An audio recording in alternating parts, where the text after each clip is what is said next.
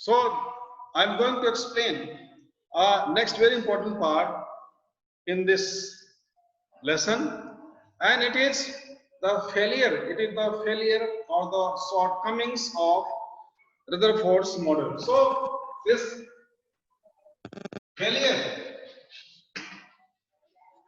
of Rutherford's model. Now Rutherford was able to explain the atomic structure, but as he has said that atom is a hollow ball-like structure. What he had said? He had said that atom is a hollow ball-like structure. Hollow ball-like structure, and so it is because of the large space in the atom is empty. So see, most of the developers were passed in straight line. So on that basis, he said that large space is empty. He said that nucleus is very small. It is located in the center, and he has said that the electrons, they revolve around the nucleus with the regular emission of energy. Electrons rotate around the nucleus in orbits with regular emission of energy. So, whenever any charged particle or any body is moving around and it is radiating energy, it is releasing energy. So what will happen? A time will come when the energy will be exhausted. Suppose we human beings or animals or plants, we are sick, we are not eating energy. Then what happens? Time will come when we will become very sick. We will become very sick, and as a result, what will happen? There will be, we are not able to work. So same is the case with, electrons also. Now scientists like Bohr, we'll see later on, Niels Bohr. So if we draw path of an electron, see, if electron is rotating like, electron is revolving around the nucleus with the regular emission of energy. So what happens? See, here is an electron. Let it be the electron, and as electron is radiating energy regularly, radiation of energy takes place regularly. So what will happen? This spiral path will be followed by energy radiating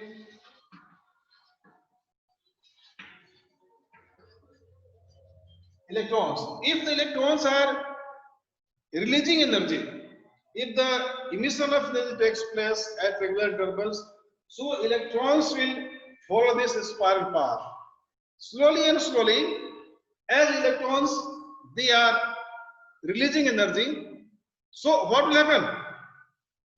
Progressively, they will be affected like this. And what will happen? After some time, the electrons will be taken up. Electrons will be engulfed.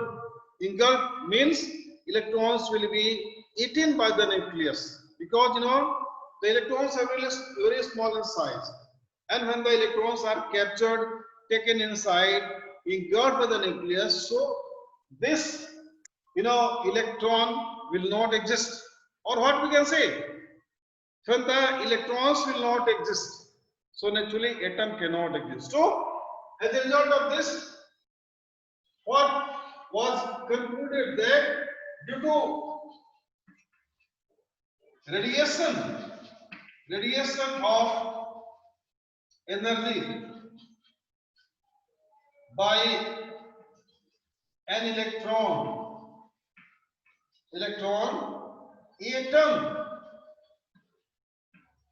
will be collapsed. Atom will be collapsed by the capture of electrons by nucleus. So what we can say? Atoms cannot be stable. Atoms cannot be stable. But you know, Earth was formed millions of years ago. Earth is stable. Buildings, mountains, roads, all are stable. All are stable. It means they are made up of atoms. It means this concept, you know, is wrong. So this is the greatest drawback or the challenge behind the Rutherford, that as the atoms are revolving around the nucleus, so time will come when it will be captured by the nucleus, and this is the explanation part.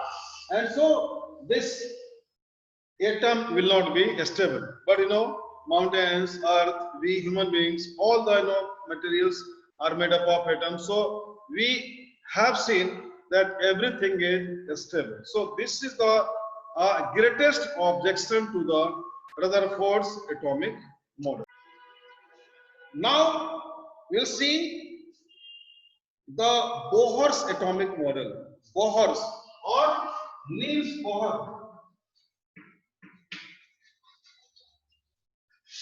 Niels Bohr was a scientist who improved upon the Rutherford's atomic model, and he has added some more points.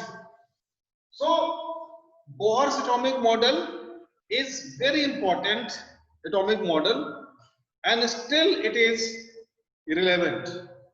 And so the greatest objection was raised against the Rutherford's model was from the Bohr's model.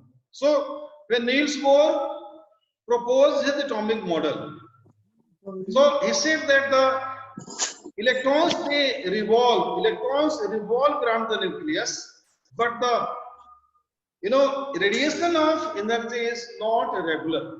Radiation of energy is not regular, but the release of energy is irregular. So this is very important part about the Bohr's model. So I'm going to explain some basic points. So we'll see some basic points about the Bohr's atomic model. So we start with the first point, the emission of energy. The emission of energy by revolving electrons. The emission of energy by revolving electrons is not regular. Is not regular. It is of irregular occurrence. Regular, but it is irregular. So this is the first point. Electrons they revolve around the. क्या हुआ? So this is either they are KLMNOP or 1, 2, 3, 4, 5. So we draw like this. This is the nucleus, and nucleus is the first cell. This is K cell. Here it is the second. It is L cell. Then coming to N. Then coming to O, etc. Like this. So this is the distribution of energy levels.